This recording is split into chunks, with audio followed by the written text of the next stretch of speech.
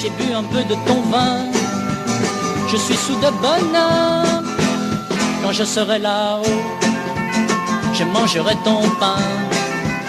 Je boirai de ton eau, je redirai sans fin. Merci Jésus de Nazareth. Merci Jésus de Nazareth. Merci Jésus de Nazareth. Merci Jésus de Nazareth. Jésus à bientôt. Jésus à bientôt. Jésus à bientôt. Jésus à bientôt. Jésus à bientôt. Jésus à bientôt. Jésus à bientôt. Jésus à bientôt. Jésus à bientôt. I mean, this is one of those rare instances where you want the intro music to just keep going. America's finest export, contemporary Christian music, apparently makes its way across the pond for that stunning rendition. Welcome to Presbycast. Great to be here. We are counter-programming all things French athletics with all things French theology. So not a bad way to spend a Thursday evening as other games wind down. Rest assured, you can find something just as athletic and provocative here on Presbycast. So, Chortles, I'll throw it to you to introduce our guests, one of whom, the original third Presbycaster, and a little early for Festivus this year, but as many of us do like to celebrate the 365 days of Festivus, we figured we'll make the exception, if I may borrow from the popular parlance. So welcome, Dan, and Chortles, I'll let you introduce our other guest tonight. Well, first I have to confess a grave error. I played the outro rather than the intro. Oh, so it would have been even better if I had played it properly, but I don't know. We'll call an audible at the end of the show.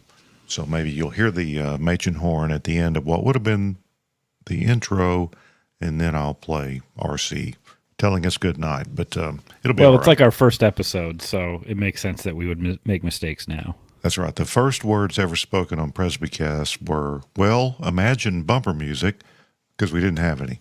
But who could have imagined what it would become? So that was some sort of French pop gospel song. So our guest, Alex, did you know such a thing even existed? I'd never heard that music before, but there is contemporary Christian music in French. Yeah, I found French Hillsong, and I decided not to inflict that on anyone. So, Alex, you are a church planner or a pastor, and you can explain which is the most appropriate way to describe you in France, in Lyon, a place that was a center of Huguenot life in the 16th, maybe into the 17th century. We've got our historian friend Dan to straighten us out on that, but tell us what you do and where you do it there. Well, it's an honor to be on your show today. Yeah, my name is Alex Sarin, and I would say I'm a pastor.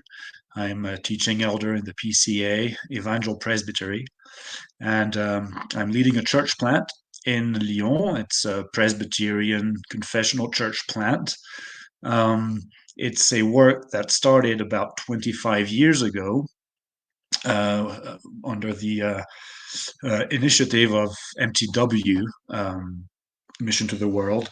I joined the initial work as a student and as a volunteer. I grew up in Lyon. I actually grew up in the Anglican Church in Lyon, a conservative, Bible-believing, English-speaking church. But then when I met the MTW missionaries, I joined the team as a volunteer. I got involved, and then once I finished my music studies, I went into theology through a distance program with the seminary in Aix-en-Provence. And then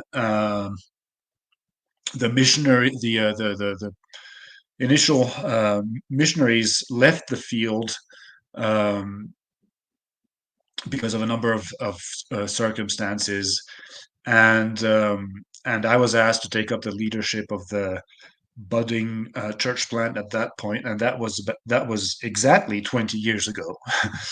I was only a student in theology. I had been um, ordained as a ruling elder in the small church plant, and so I was kind of put into a place where I had to function as the pastor while continuing my studies. Um, and the church has slowly grown over the years, but it has grown especially in the last 4 years since COVID. Actually, it's now about 120 people strong on Sundays.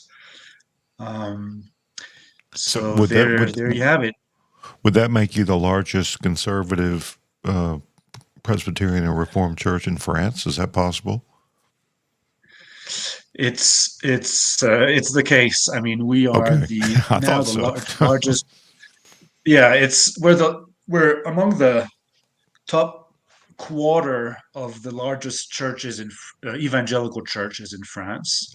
Wow. Um, but we're also the largest confessional um, complementarian uh, Presbyterian church, French-speaking Presbyterian church in France.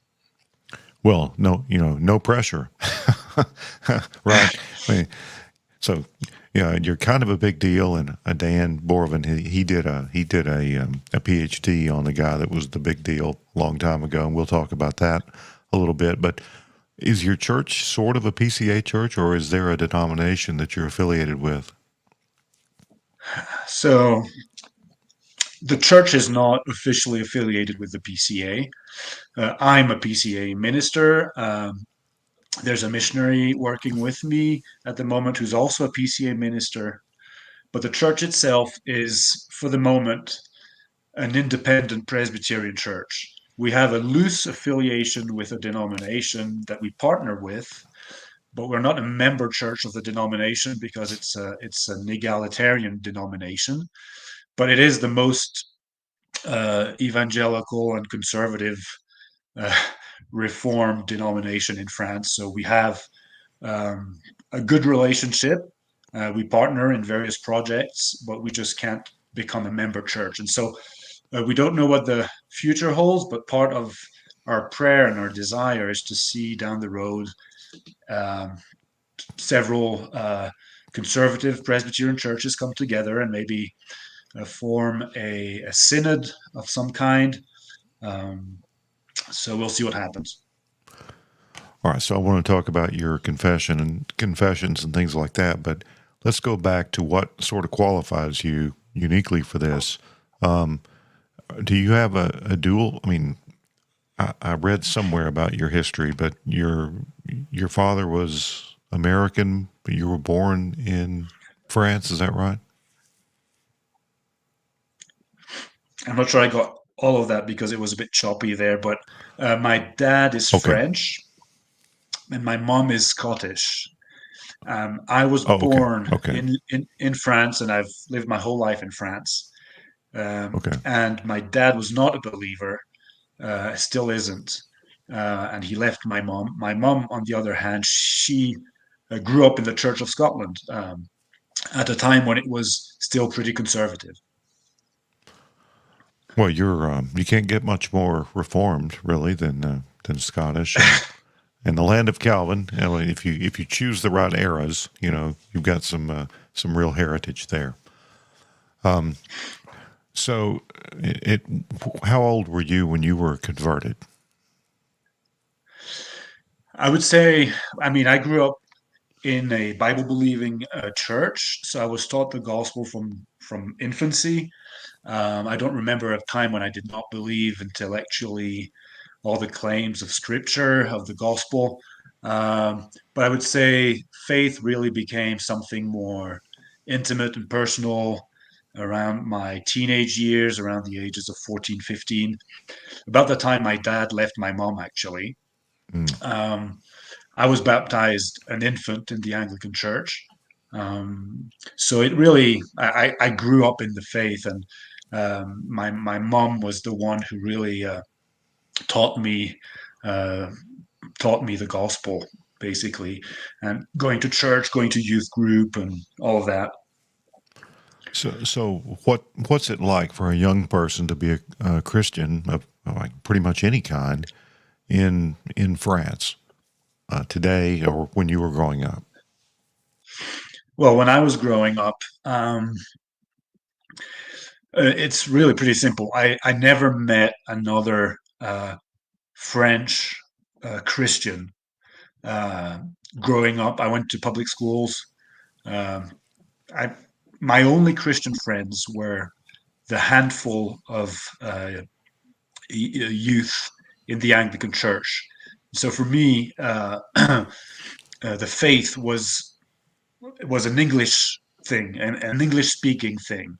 Um, it was completely disconnected from my French social life, my school friends, and all of that.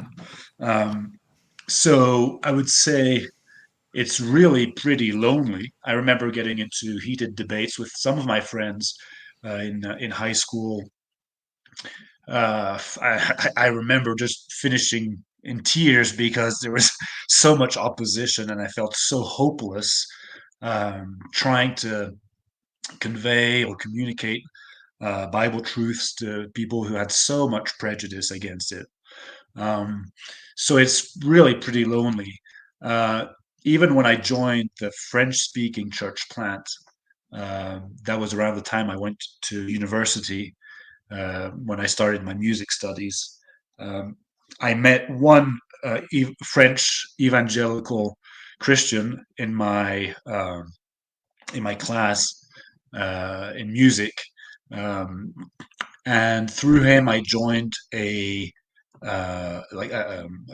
college outreach ministry. We had Bible studies during the week, but there were only three or four of us, Christian students, praying together and reading the Bible. Uh, so yeah, to give you a simple answer, it's just lonely. It's very lonely. In the 90s, it was estimated that there were about one half of 1% of evangelical Christians in France. That's including all the charismatics. And now, 25, 30 years later, it's estimated that there's about 1% of evangelical Christians. Hmm. So let's underline that fact. You said, just in your daily life outside of church, you never ran into another Christian for years on end. No. You know, Oh no. I remember we'd get so excited if on the road we'd see a car with a fish sticker on the back. well, we just And we get Over defensive. here, that means you need to prepare to get cut off. But I mean, it was really significant. We'd get excited, we'd wave, and they'd wave back, and we'd never seen these people before. We'd never see them again. But it's just because it was so rare to meet another Christian just out of the blue like that. Well, let's. So you don't have the luxury of being really picky about Christian things in France, right? I mean, you're happy for whatever you can get.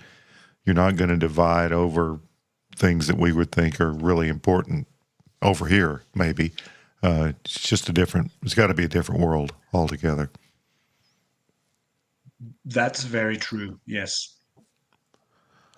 So let's talk about how France kind of got there, and we'll bring Dan in on this as well. People are thinking about France right now because of the Olympics, but it's sort of blown over. But the opening ceremony, which was really spread out all over the country and Paris in particular, it launched more memes and internet outrage and signaling of every kind and commentary. Everyone was an expert suddenly than anything I can remember.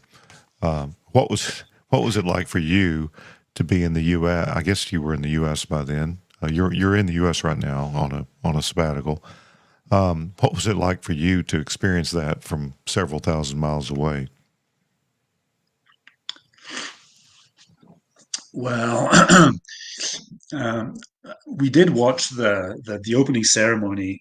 We watched it live with some friends on American TV, and so we weren't really paying much attention all the time. We were also socializing and all that. But after it was over, we started seeing some reactions on the internet, and well, there had been some parts that we were really embarrassed by, and just um, pretty bothered by. But then we realized that they had that the channel we were watching it on had been putting commercials over some of the more um, offensive parts of the ceremony.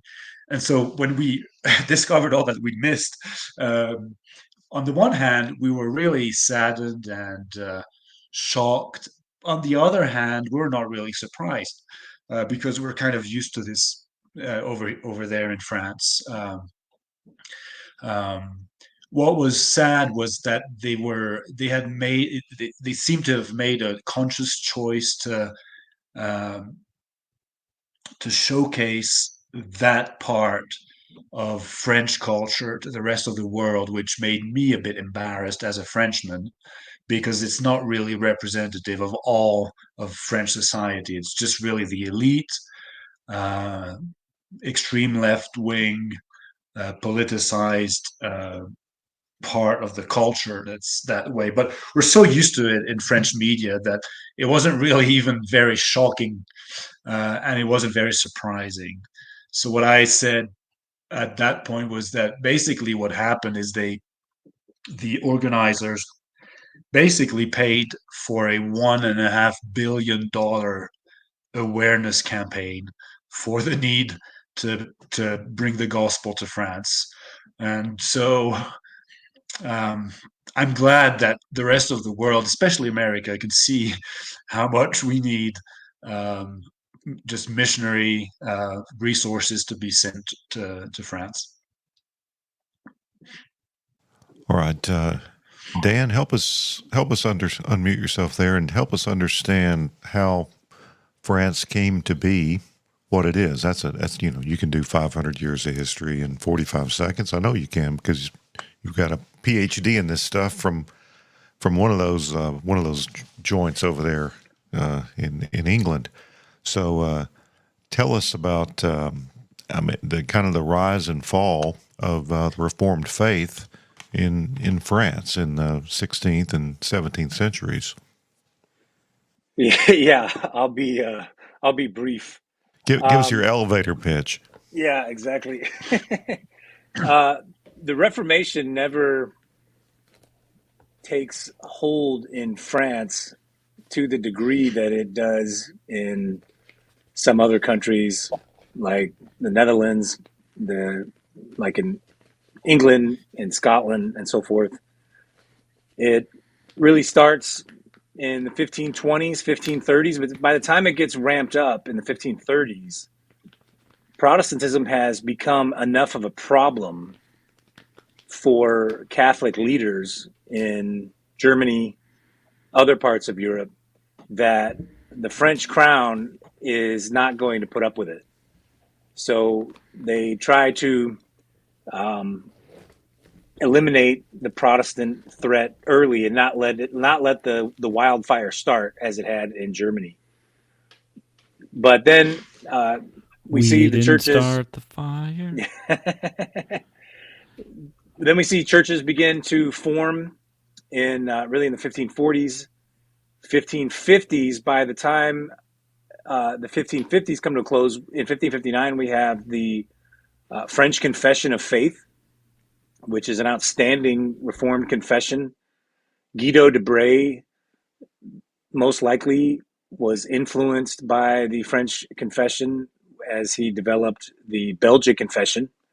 just a couple of years later. But the main difficulty for the French Reformed in the latter half of the 16th century was what's known as the French Wars of Religion, or civil wars, and between Protestant and Catholic. It's not one long civil war. It's not war like we might think. Constant fighting. It was more skirmishes. It got hot for a few months, maybe 18 months, and then things kind of calmed down, and then 2 or 3 years later it pops up again. But it was just this constant threat of, and in between the actual wars was the constant threat of persecution. So the French Reformed never really could relax in the 16th century, and that changes in 1598. And I'll stop my filibuster there. Well, let me ask Alex, how much of that were you able to learn growing up? I mean, you wouldn't hear it of course, did you go to public schools or did you go to private schools? So I went to public schools, and we didn't have any teaching on that part of our history. We didn't learn. I don't remember learning anything about Protestantism or the Reformation during that period. Talked a lot about the Renaissance and philosophy, but the Reformation movement, I don't remember learning anything about it. Huh. Well, that I'm not surprised by that, but that's still notable that so your neighbors, if you speak to them, well, I'm a Reformed, I'm a Presbyterian, they don't even know what you're talking about. Exactly. Many people, if I tell them I'm a pastor, they've no clue what that means. So I have to tell them, basically, I'm like a priest, but I'm not a Roman Catholic. I'm a Protestant, and I try to give them some clues about what that means. But yeah, most people will just look at you blankly. What's a pastor? Have some of them heard of maybe John Calvin, maybe in a negative way? So if I went to in a Noyon, negative way. is there a historical marker in Noyon, even if I went there? Yes, there's a museum. There's the the site where his house was. So depending on where you are geographically in France, you'll have you'll have places that are more marked by Protestant history, and some people will have more knowledge about Protestantism. But in the major cities such as Paris, Lyon, Marseille, those big urban centers, uh, people don't. I mean, there's not much history left. Um, but if you go down in the south of France and some of the more southeast, some of those areas actually still have a Protestant church building there in the village that's clearly identified. And in some villages, when you go into the village, you'll have a sign at the entrance that gives the times for the Catholic Mass, but also the times for the Protestant service. So that's but that's because of the particular history of those places. But as in most countries in Europe, though, if there is a Protestant church, it's more akin to our mainline churches in the USA. I mean, there is an egalitarian sort of evangelical French. I think it's just called evangelical, but it's basically a Protestant evangelical Reformed-ish denomination, if I remember correctly. Yes. So in France, you have two denominations that are Reformed in their titles. First one has about 400 churches in France, and it's a merger of the Lutheran Church and the historic Reformed Church, and they are very liberal, generally speaking. And then you have a small denomination. They only have about 40 churches, most of which are in the south of France. They're all pretty small churches with a few exceptions. They hold to uh, an evangelical understanding of the gospel, clearly, uh, but it's still, it leans on the progressive side. It would be, I would say, equivalent to in its beliefs and in their practices, they would be equivalent to the EPC in the U.S. Yeah, is that? I'm trying to remember the three-letter acronym or four-letter for that. Is it the PREE or the? I don't know. I looked it up several months Yeah, ago. it's Something like. actually a seven-letter. It's a Oh gosh. seven-letter acronym. It's the union of the National Union of Protestant, Reformed, and Evangelical Churches in Yeah. France. All right. Yeah. So that's the PREE, I guess. The Protestant Ecclesia. Okay. Yeah, I knew it was. It was a lot. It was complicated. Yeah, we aren't quite brave enough to go with seven letter acronyms here. So, Dan, do you? I mean, and I'm going to ask Alex this too. Do you think? Well, tell us about sort of the the events that ran off or killed many of the Huguenots, the French Protestants. And then there was a settlement that sort of, after they had run most off or killed, said, okay, well, we're going to tolerate you, sort of, and touch on the Saint Bartholomew's Day massacre as well.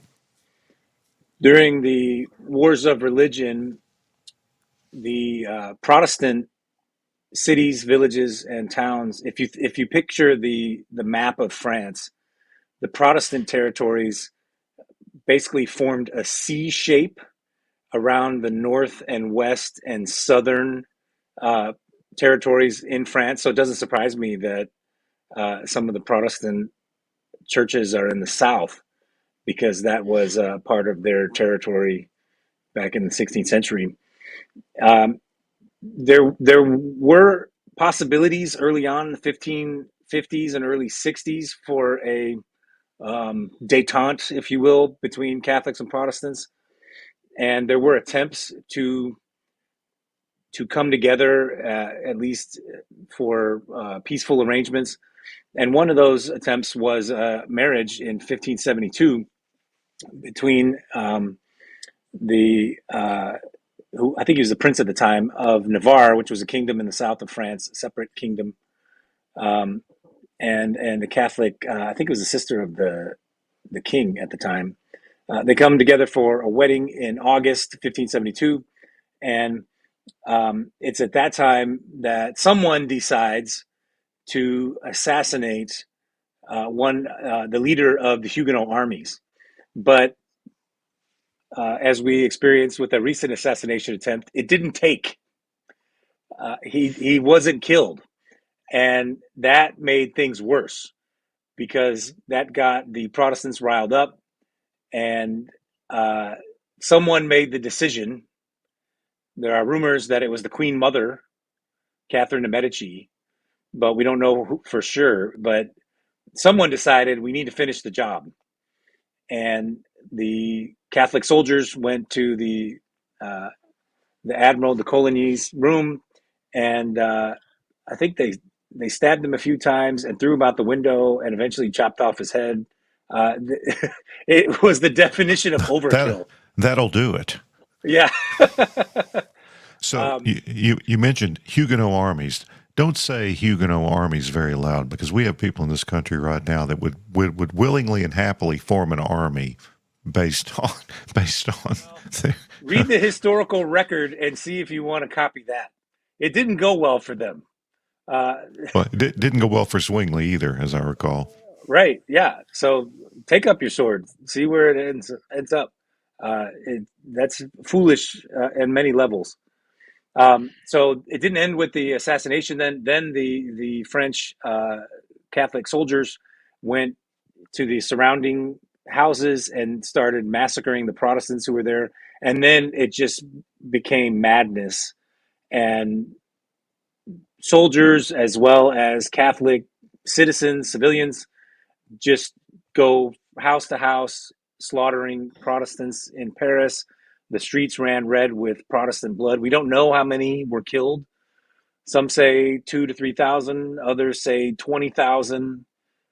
It certainly was a lot. And then that spread to the countryside as well, outside of Paris. So it's called the St. Bartholomew's Day Massacre. I think it's August 24th, St. Bartholomew's Day. But it really extended for weeks because it spread throughout much of the country, and Protestants were in fear of their lives. All right. And from there, did that cause a lot of Protestants to leave the country? Those that weren't, killed or injured? Yeah, not so much in mass at that point. Although, speaking of Scottish and French relationships, like Alex's parents, many French came to Scotland, especially ministers. King James actually made Scotland something of a place of refuge for French Protestants. And things calmed down then when the same Henry of Navarre, who was in that arranged marriage in 1572, becomes the King of France.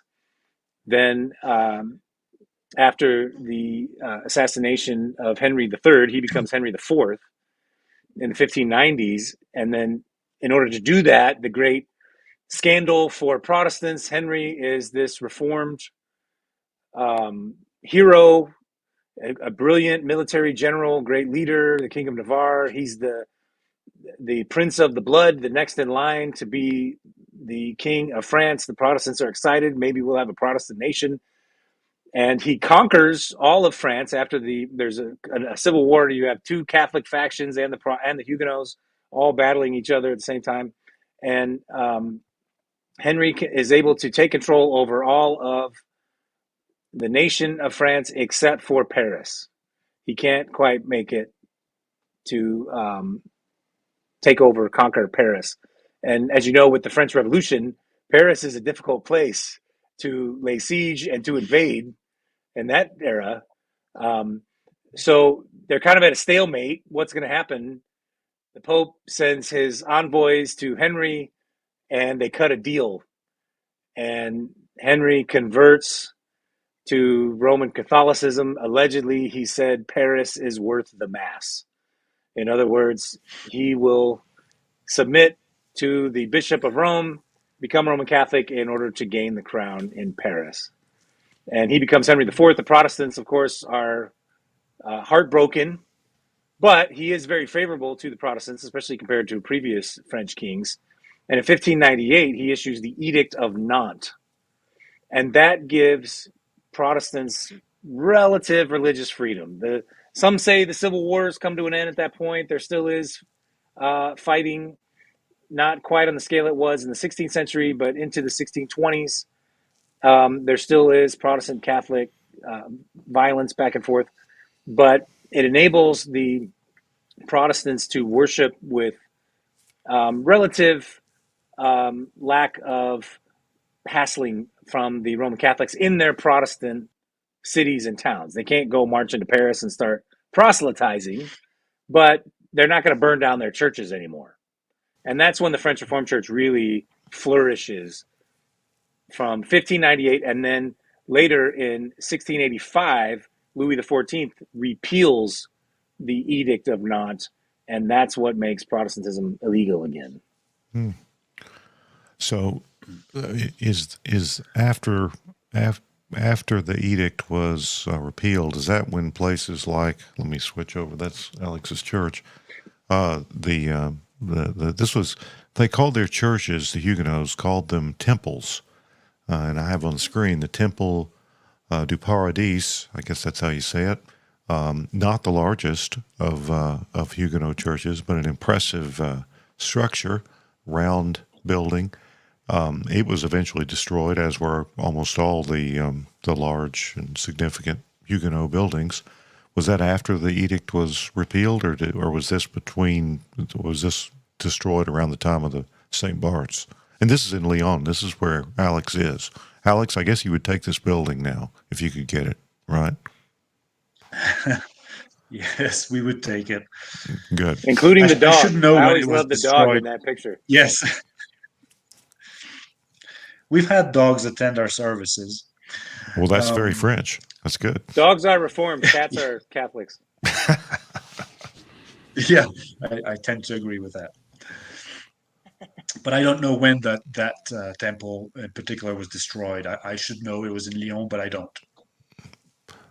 And I'm not even sure. There's probably not even a marker where this was. But if you look hard enough and long enough with the internet, you can find a little information about this. A lot of it on family genealogy sites, it seems, is where the main interest in Huguenots today is genealogical, because there was a diaspora to many parts of the world. We did a show years ago on Huguenot pirates, because apparently some of the French privateers who were pirates who operated in the Caribbean were Huguenots.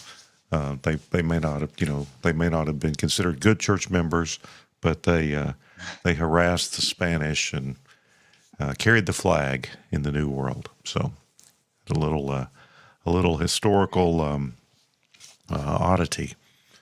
So there was, like you said, there was sporadic violence. Most of the Huguenot buildings were burned down.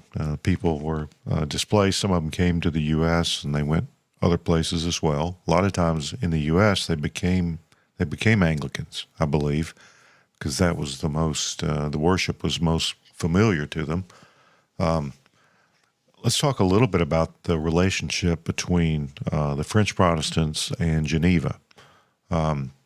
That's of course, Calvin had the whole an ongoing problem with what they called the Nicodemites, which were convinced Protestants who still went to Catholic Mass to maintain their social position or not get their houses burned down or whatever. That was a thing. Most of what I know about this period comes from reading about Calvin's relationship to it. But Alex, have you done any study on that?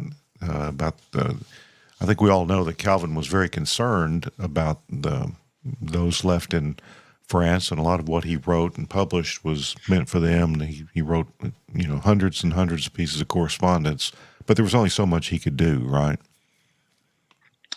Right, yeah. Now, Calvin was in Geneva, but when he wrote the Institutes, he dedicated his work to the King of France. And many students went to Geneva to be trained under Calvin at the university there, and they were sent back to France. I seem to remember it was in the thousands that in that period in the mid 1500s. So Calvin, although he was in Geneva in Switzerland, he did continue to. I mean, he really wanted to support the development of the Reformation in France. Um, that's about all I can say about that. We have some really moving letters. For example, there's one we have that Calvin wrote to, I believe it was four pastors who were about to be martyred in France. I believe in Lyon, in fact. And he just writes this letter, a very pastoral letter to these guys who are about to be killed, and so we have a lot of literature um, that shows how Calvin, even though he was in Switzerland, he was still a Frenchman, and he still had France on his heart. All right, so I want to play a little musical selection because it's very instructive, I think. We know that Calvin commissioned a Psalter, didn't quite get a complete one. I think that maybe started in Strasbourg, but Louis Bourgeois, Clement Moreau was involved, and there was one other. I can't remember the name now. You can find some recordings, CDs, and videos on YouTube that have some of these Genevan psalm tunes. We sing many of the tunes, and of course the Canadian Reformed Church has a complete Anglo Genevan Psalter, meaning they sing the psalms to the same tunes that they were sung in Geneva, right down to the numbers. They follow it exactly. In our new Psalter, the Trinity Psalter hymnal has lots of Genevan tunes. They can be difficult to learn at first, but they're all quite good and worth learning. But what you're going to hear in this psalm that I'll play, it's about 3 minutes. You're going to hear it's going to start Genevan, meaning it's in one part. It's sung in unison. I think homophonic, homophony. I don't know if that's the way that's pronounced. But then it's going to transition to the way the Huguenots would have sung it. And as it's my understanding, reading I've done, is that the more complex arrangements of psalms, these psalm tunes that were common to the Reformed in Switzerland, who were associated with Geneva, and with the Huguenots, they all were singing the same texts and tunes, but the Huguenots turned them into something for social entertainment. For if families would get together, they would have 4 sheets that would fold out. There's a special sort of book or folio, and you would stand around it, and the people at the party or the gathering would each, they would do part singing, and they had a great time doing it. But it was much more complex and kind of ornamented than Calvin would have been familiar with. So the first part first verse or two we'll hear may sound something like they sang in Geneva, and then you'll hear the Huguenot flavor. So let's listen. This is Psalm 33.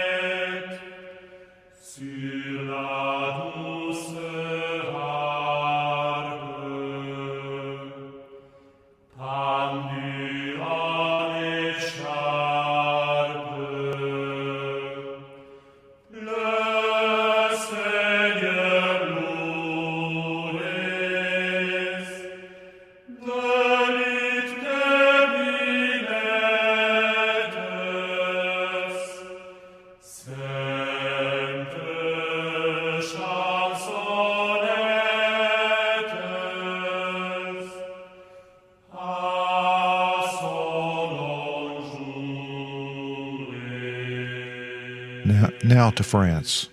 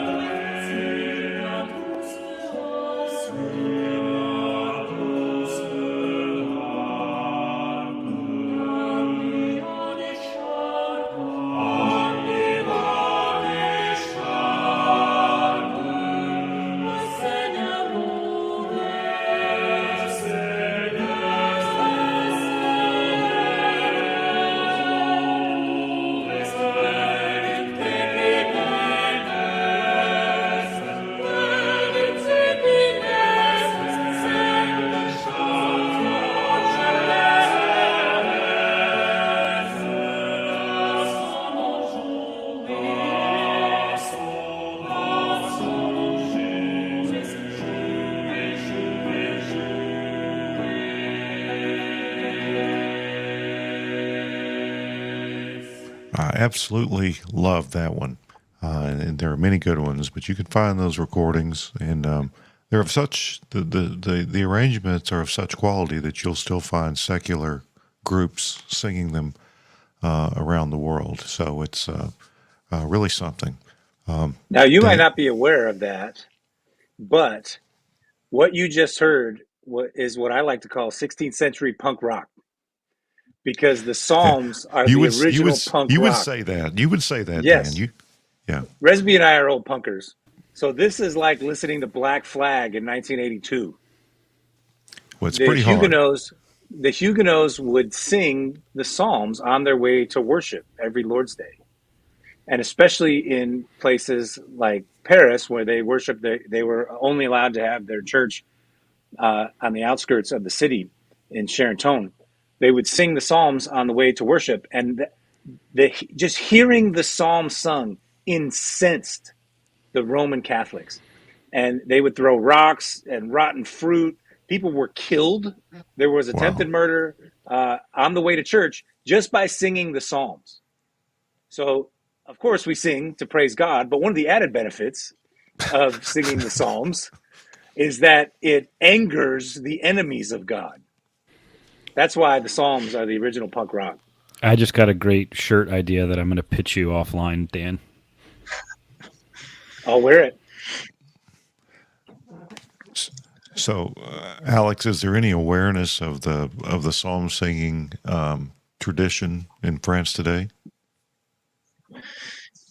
I would say in the historic Reformed Church, yes. If you look at the hymnals, they still have a whole first section with psalms.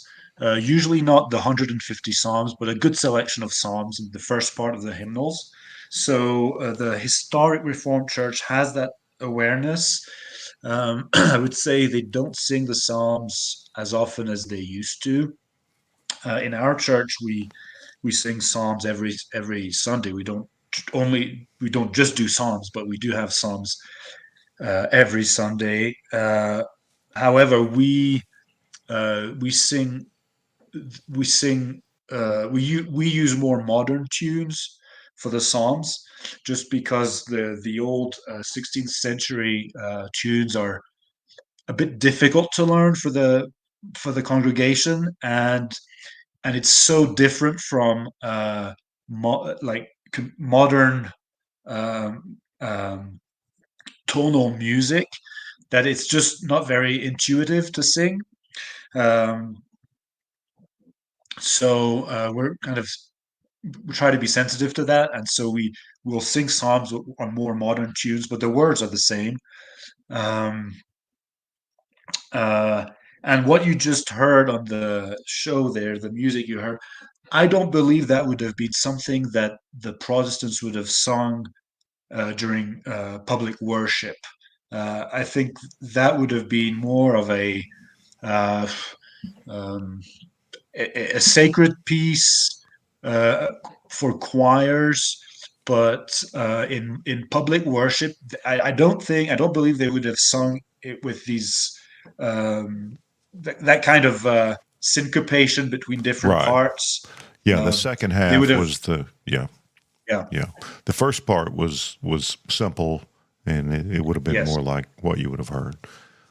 But that's interesting because we sing parts in the U.S. and when we are many of our kind of old school churches are happy to sing a complex tune and the people learn it, but that's not universal. Most people sing lyrics from a screen and people don't grow up learning music like they used to. Of course, if you studied music, you know that certainly. hmm So, what does worship look like? And we've got on the screen here this incredible building in Lyon. Some people have said this is a wedding because of the couple seated in front of the pulpit, but it still gives you a flavor of what Huguenot church was like. What does worship look like in your church? well, for starters, we don't have a building, so we have to adapt to whatever space we can find to have worship.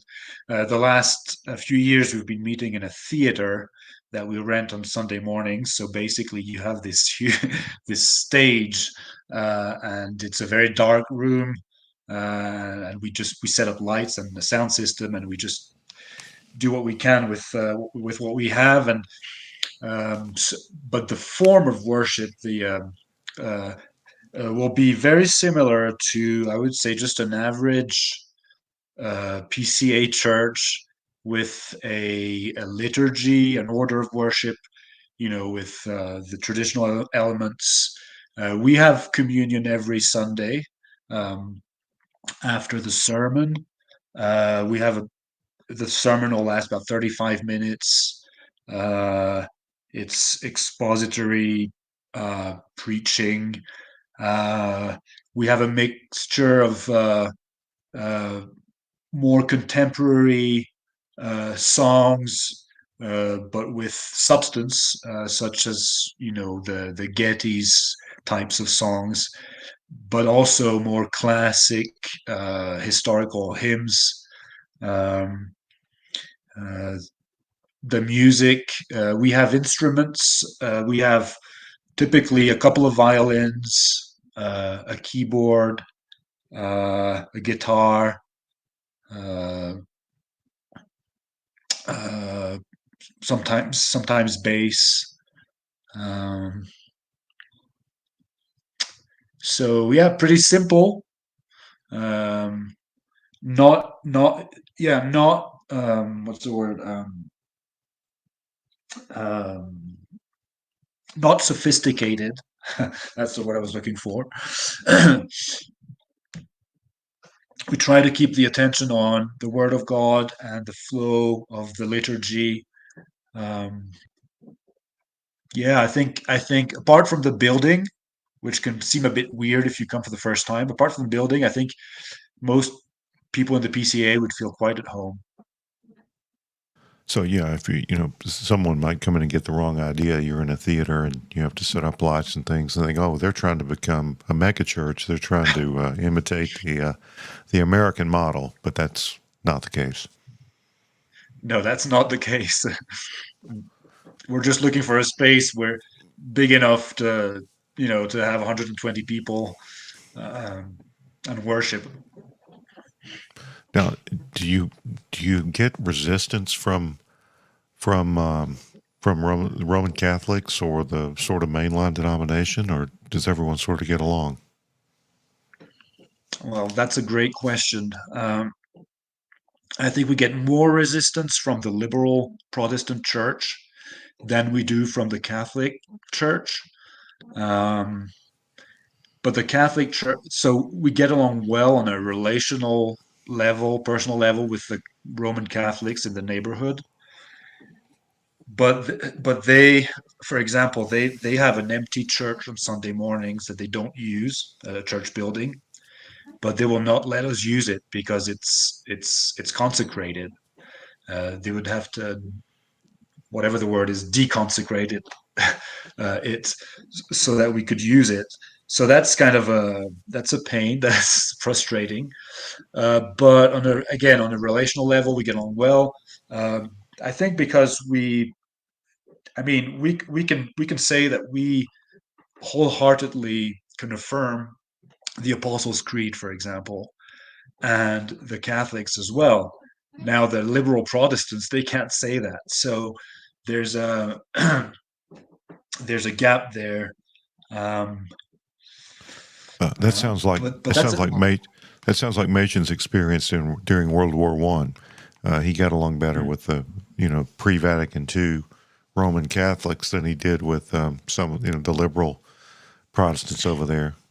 He had a little more in common with them at least. Dan, any occurs to me you may have some questions for Alex or observations. Yeah, I'm curious, what's the relationship with the Catholic Church in France today, if you're aware, and Rome? Because historically, you probably know the Catholics in France have been very independent, maybe we could say, from Rome, including even calling themselves the Gallican Church and not always identifying as Roman Catholics.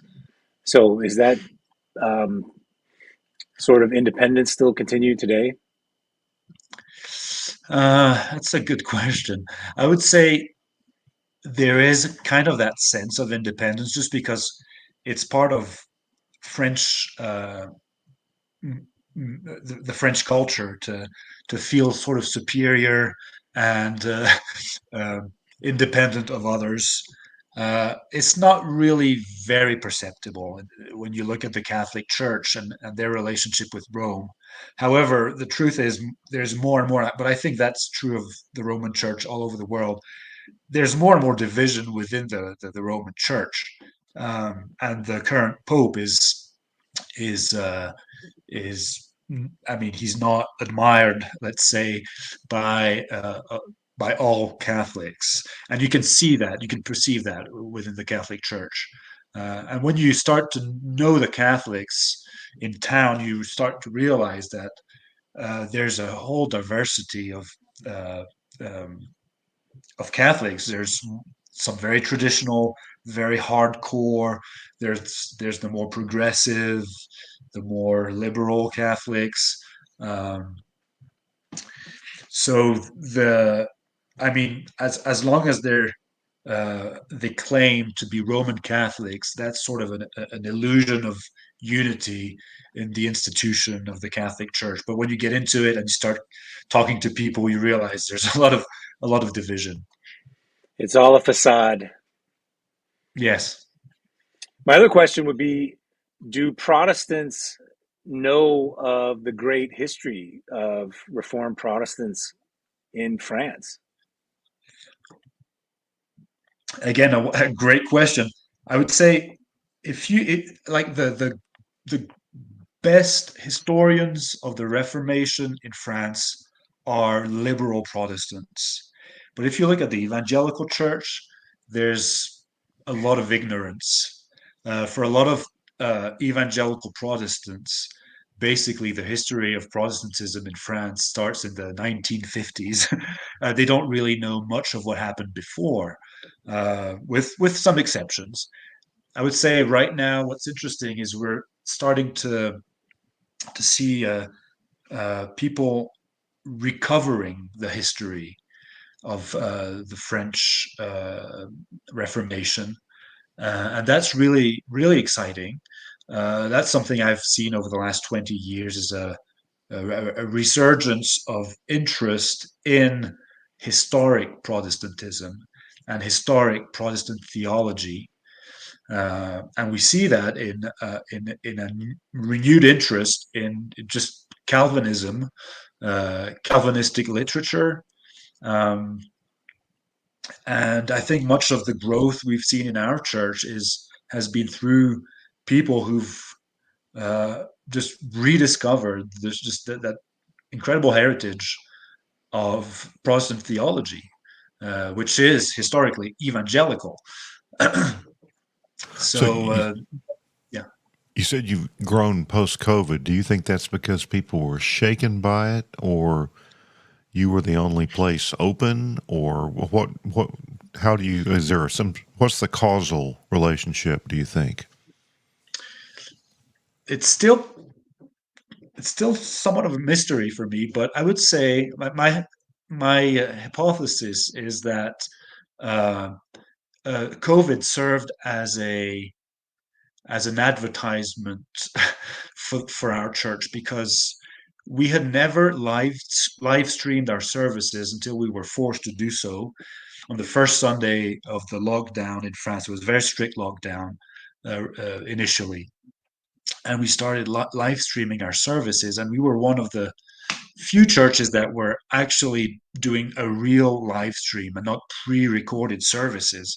And those live streams on YouTube, I mean, we when we started live streaming, our church was only made up of about I would say about 60 people on a Sunday morning. But as soon as we started live streaming, we had 150 people connected on YouTube. And I think that served as a way to make our church known. And people sort of discovered uh, a reformed service, reformed liturgy that was evangelical, expository preaching. And coming out of that period, when we were able to reopen and have in-person services, I mean, there were so many people who wanted to come that we could not welcome everyone because of the remaining restrictions.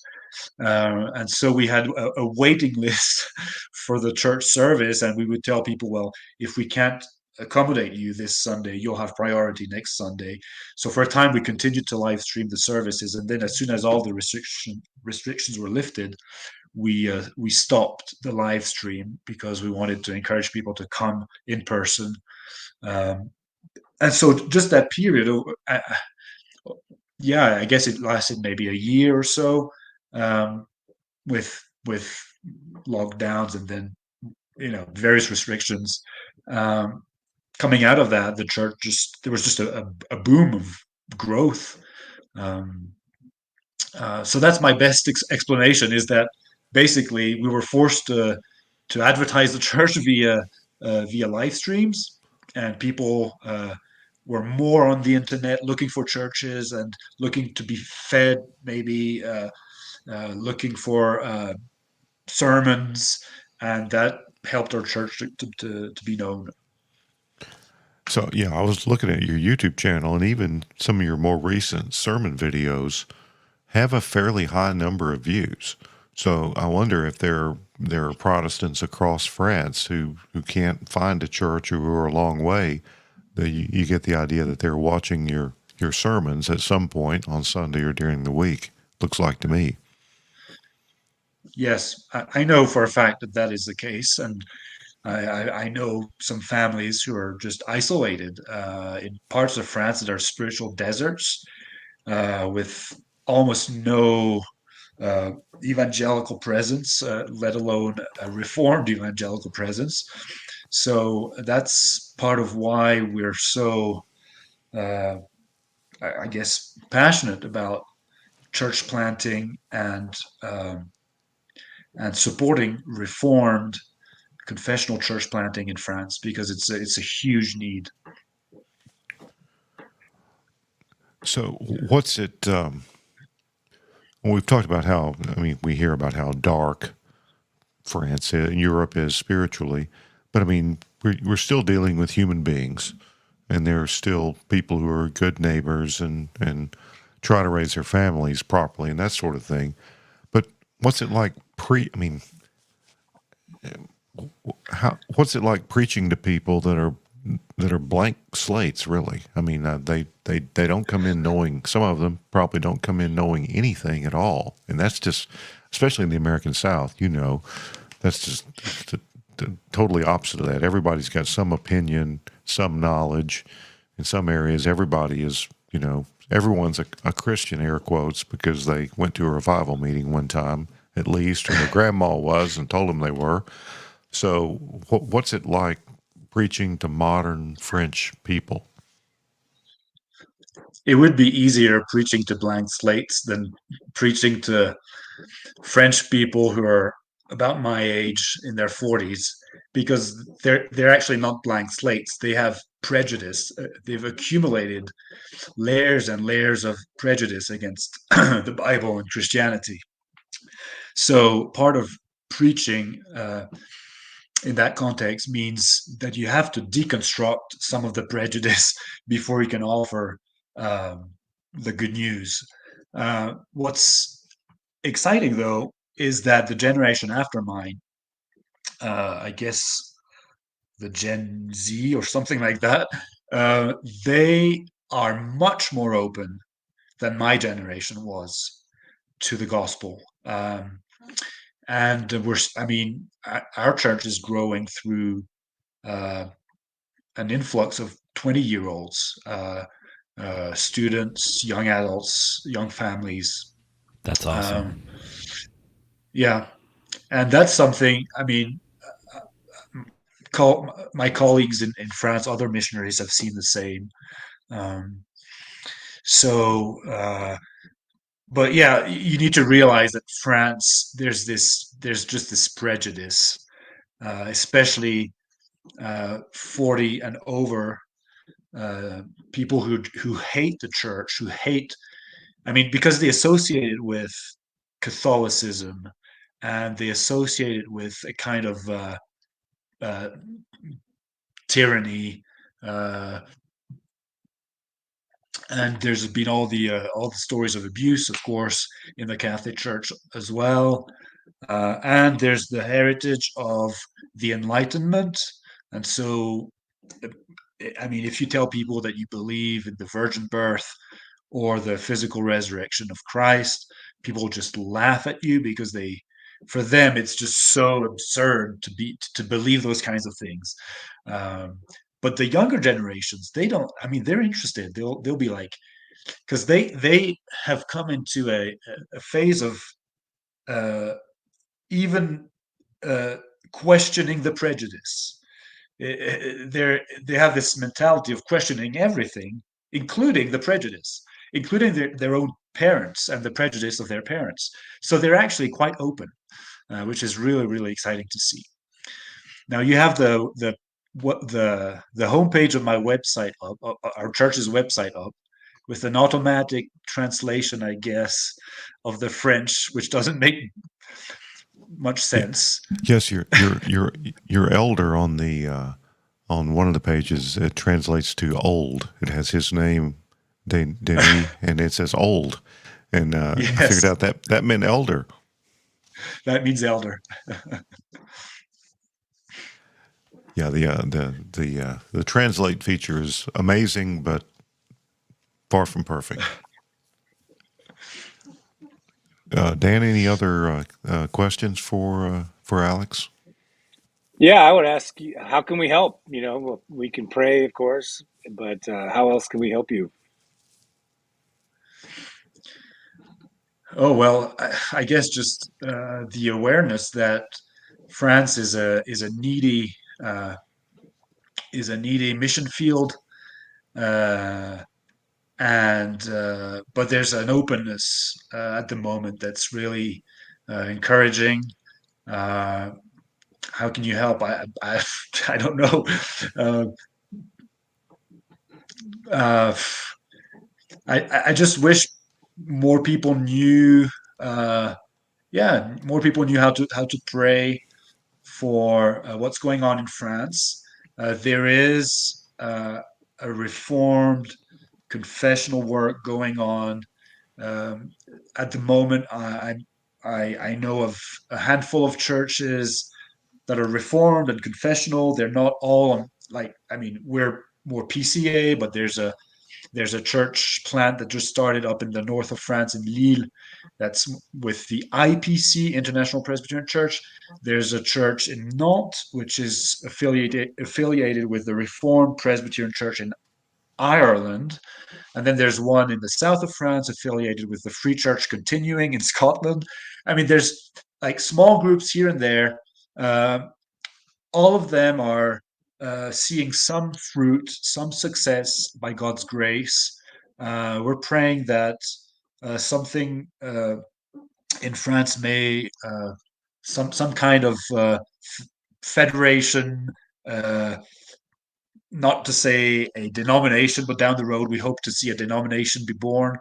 Um, so the more people know about this, the more people will pray about this, the better. Um, um, yeah, and of course, if people are interested in what we're doing, you can reach out to me. I guess there's a way to put my email out there somehow, or um, the church's website. So yeah, I mean, if anyone's listening and would like to know more about what's going on in France, do go ahead and reach out to me. I'd be very honored to discuss this with you. And you're on Twitter under Alex at Alex Sarran, Yes. which is Sarran. Yes, So yeah, I appreciate the way you pronounce my last name, because a lot of Americans say Saran, like Saran wrap, but it's actually Saran. So thank you. that was a guess. I tell everyone I learned my French pronunciation from Pepe Le Pew, uh, which is hilariously wrong in almost every respect, and my wife corrects me a lot. Not just about that, but certainly a lot about that. Resby, I mean, any? there's a great. I mean, she can correct you all she wants, but Pepe got his girl in your case. So Yeah, yeah. I've tried. I'm generally going to recommend patterning your male female relations after Pepe Le Pew, but who knows? We have a lot of skunks around here, so maybe I learned some helpful things. yeah. Resby, any questions for Alex as the young guy? No, I mean, it would be interesting to know if even other missionaries or mission works in Europe are experiencing the same sort of like cultural. I don't know if cultural is the right word, but just like the openness to like the post millennial generations, like they're in a real way. I think there's a really interesting like sociological question that opens up is, all of the, as Chortle said, like we kind of think of Europe as being so closed off and liberal and just post-religious. So to hear that openness specifically from that generation is a real beacon of encouragement throughout everything else going on, and I think that's something to continue praying for as well, because I don't know that we're necessarily seeing it in the States quite as much. So to hear it happening in Europe is really encouraging. Dan, any? I think maybe one of the reasons we're so ignorant of the Huguenots is that there's not just like one book to point people to. Are there any books you would recommend about the Huguenots? Yeah, let me take you to my shelf here in my office. I got a whole lot I could recommend. Let's see Many what's behind me. leather-bound books. This is a good book. Christ Church is Purely Reformed. Philip Benedict used to teach at the University of Geneva, which is the school that Calvin founded. Is the original academy is now the University of Geneva. Philip Benedict, and he's an expert. He's a French church historian, retired recently in the last 7 or 8 years. But this is an excellent book, and he's got some very good sections on the French Reformed. This covers the Scots and the Dutch and everything, but has some excellent work on the French Reformed. There's some other great works. I can't see them right now. A guy named Stephen Davis is an excellent French Reformed historian. He was part of the French Reformed symposium that we did with the Reformed Forum a couple months ago, if you want to check that out on YouTube. Also, Marty Klauber was also part of that symposium. He's another good French Reformation historian. So those are some of the guys I would point you to help with French Reformation history.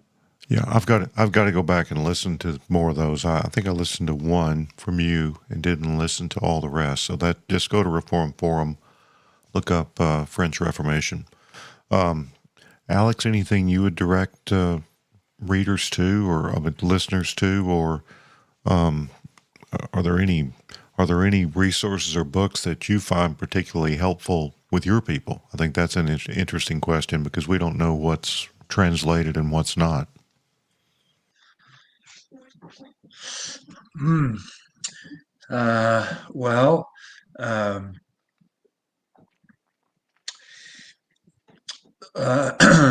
Ligonier has a French website up. It's been maybe a couple of years, not more than that. And so a lot of Ligonier resources are being translated into French. The translation isn't always the best because I think they also rely on translation software sometimes. But the exciting news is that the Ligonier Study Bible is coming out. Some guys in my church actually contributed to the translating the notes. It's coming out this fall in France. They're launching it officially on Reformation Sunday. I'm mentioning this because because the way that Reformed resources are being made accessible in French to people over here has contributed a lot to the interest of people in the Reformed system of doctrine, and people are becoming Reformed from Arminian or dispensational backgrounds. So, so that's exciting. I wanted to mention that. In terms of resources that would help understand our context, I honestly don't really know anything in English that would be pertinent. Yeah, I figured So that was the case. So I assume you really need to come and visit. Yeah, that's what I was going to say. If you're in France, you can find your way to Lyon. And if you would like to pay for Presbycast to go to France and record some episodes, we would happily like to talk to you. Yeah, Alex, my wife she's just retired as a scientist, and a scientist friend of hers who's French who came over to the U.S. That's her best friend, and she spent, if you add all the trips she's made over there together, months in France in the past 15, 20 years, and spent a good deal of time in the Marseille and also in the mountains. So yeah, she would like to come over there, and she would be able to follow the service somewhat, but I would not. I would just have to. I'd have to nod. It would be as if they were speaking in tongues, but it would be my fault, my problem. All right, well, Resby, we're going to play the intro because it's good as the outro. So until you say the magic words, I probably won't start the music, but do thank Alex and Dan and the listeners too, I guess. Yeah, thank you guys for coming on, Dan. Always great to talk to you, especially in advance of Festivus, and thanks, Alex, for coming on and just speaking about everything going on in your neck of the woods. I am totally stalling while I look up how to say "don't be an Erdman" in French. So give me 1 second. This will be good. Yeah, this will be worth the wait, I can assure you. Well, upon seeing it, I'm just going to go ahead and put that in the comments and cue the music. Don't be an Erdman. Merci Jésus de Nazareth. Merci Jésus de Nazareth. Merci Jésus de Nazareth. Merci Jésus de Nazareth. Mes yeux tout grands ouverts cherchaient un peu de jour. Je n'y voyais plus très clair. J'enfonçais dans la boue. Boggles the mind, doesn't it? J'ai vu enfin le jour. J'ai revu la lumière. Je peux dire toujours merci Jésus de Nazareth. Merci Jésus de Nazareth. Merci Jésus de Nazareth. Merci Jésus. What's wrong with you people?